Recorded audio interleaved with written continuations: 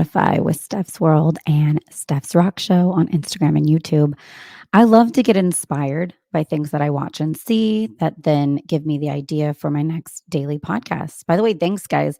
This podcast has just been around for 2 months. Some of you know me from radio a long time ago. Some of you had just joined on with the new solo podcast. So thanks for joining me. Okay, so Netflix, Ashleyn Madison. It opened up a can of worms for me. I always love relationships, dating, mating, studying humans, anthropology always fascinated me since college on. We're live on TikTok, by the way, right now. Hi. So when I saw Ashleyn Madison's documentary, I wanted to know how it started. I remember laughing at the ads on TV, and I was young when it came out and going, wow, there's advertisements on TV to cheat on your spouse. It's mind blowing to me. But I understand what they sold.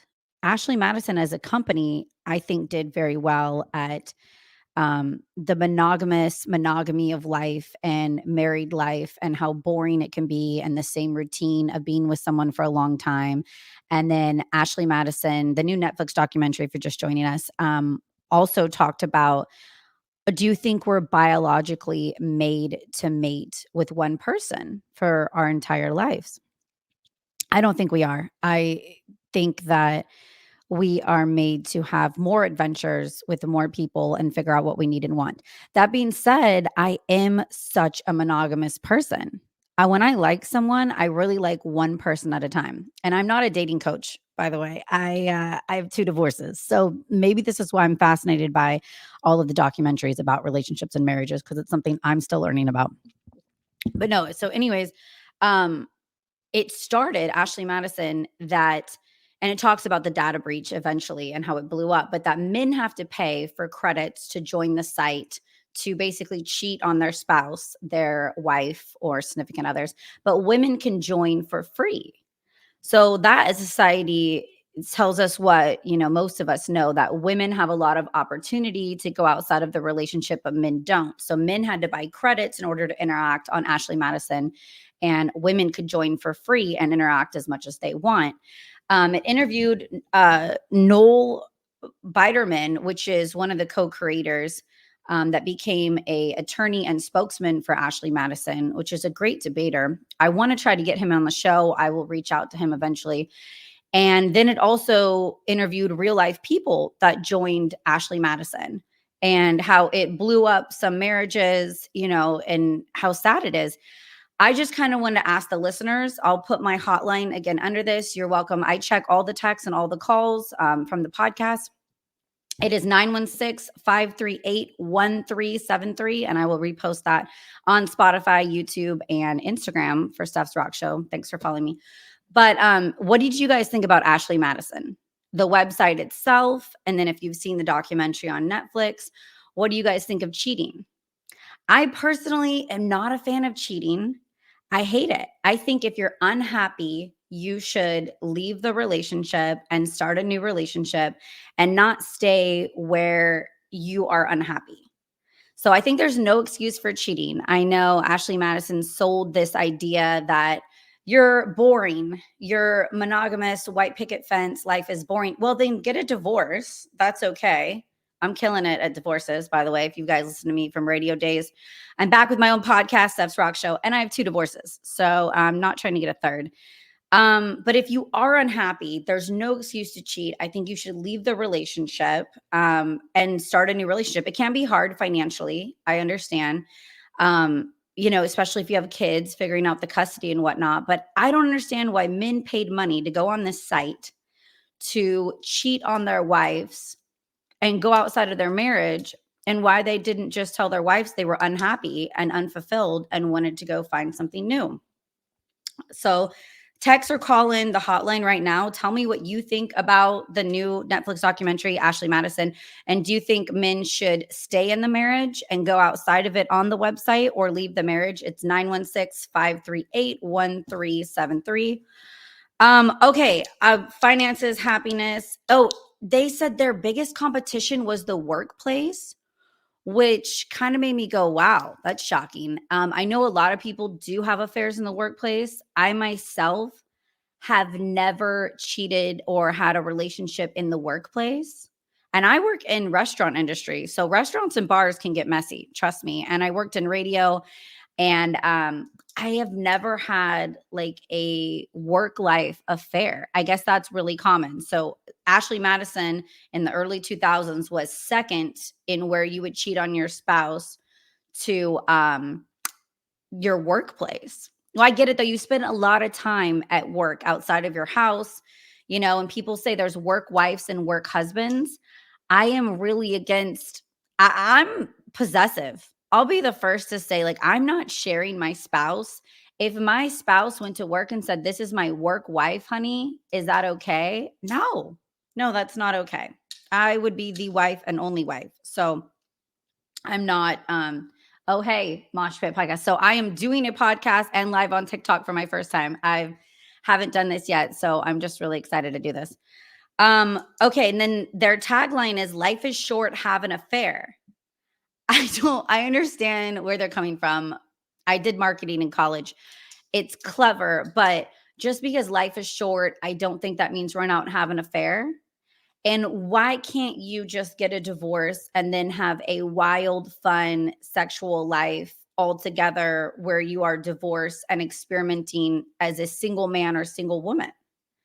I don't understand. And then they interviewed a woman that said she excused her going on Ashley Madison and her cheating because her spouse was playing video games and not giving her a lot of attention. But where was the communication where she sat her spouse down and said, "I feel neglected. You're playing a lot of video games. Can we have more time together? Whatever your love language is, if it is physical touch or quality time or acts of service." She didn't ask for what she needed. And then she went on this site and cheated. Well, let's get to the explosion of Ashley Madison, the data breach. Even Snooki's husband was on the data breach. A couple of House of Representatives, some well-known people, they weren't using the best security on the site. So people that thought they were being secret and discreet and going on this website to cheat on their spouse, which first of all, that is nuts. You're telling me that you're going to upload a photo of you on a website with your first name, your last name. A lot of them didn't even have fake usernames. They just had their actual name with their photos on this site that they're cheating on their spouse in their town. How is anyone shocked on this Ashley Madison website that the data was breached and they got caught? I would think like you'd get caught right away. Why don't they just go to a bar and meet someone in person and try to cheat in person? I don't know. But I think it really goes back to, if you're just joining us, by the way, I used to do mornings at Rock 96.7, and I just started my own podcast, Stephanie's Rock Show. So welcome aboard. I am on Spotify, YouTube, and Instagram, and this is the daily podcast. Today it's about marriage, relationships, and Netflix Ashley Madison new documentary that just came out.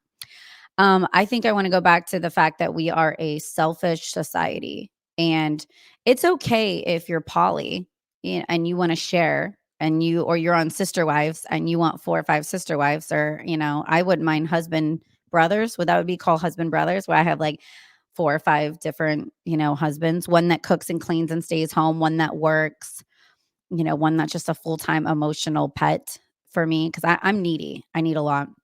But we become a selfish society that we want to have our cake and eat it too, or also obsessed with settling down.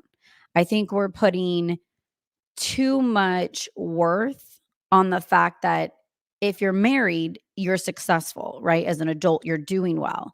And if you're unmarried, it's like, well, when are you going to get married? When are you going to settle down?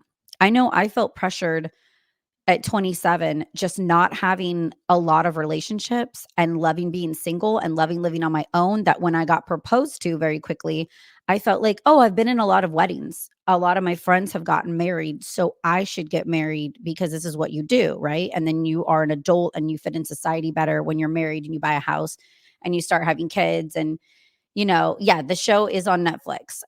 It's Ashley Madison, a popular website in the early 2000s, and how it was created, and then the data breach came out. But I think I said yes because I wanted to fit in society, and then I realized I quickly was unhappy. And so I asked for a divorce a couple years later. I then jumped into another relationship very quickly, which you probably shouldn't. You probably should take some time to be single and heal before you jump ship to another one. But I completely disagree. That's what the point with the website. Not that the creators made the website. I think it was a niche in the market that hadn't been hit. They made a lot of money. At first, no one wanted to touch them, like advertisers and news companies, because of the fact that you were cheating on your spouse. But then they put it from a woman's perspective. They went back into advertising and tweaked some things. And it became like, we're going to have Noel Bitterman on, one of the creators that's an attorney that's good at talking, as like a hated guest. And everyone wanted him on because in bad press is good press for a site like Ashleyn Madison, and it really exploded. But it goes, you really got to be careful what you put on the internet, the information you put on the internet.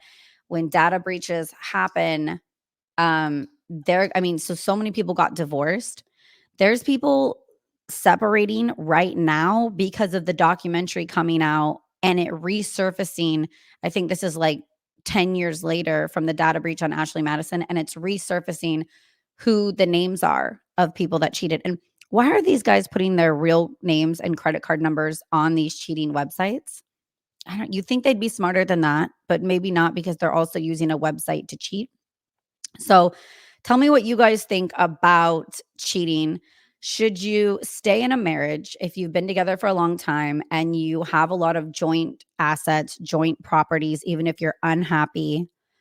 Or should you just throw caution to the wind, but be happier on your own and ask for a divorce, and kind of get out of the marriage, but to be financially hurt, but happier on your own? That's really what I've done. 916-538-1373. Let me know your guys' feelings. And if you haven't checked out yet Netflix new documentary on Ashleyn Madison, make sure to check that out. And thank you guys so much for joining me for the daily podcast.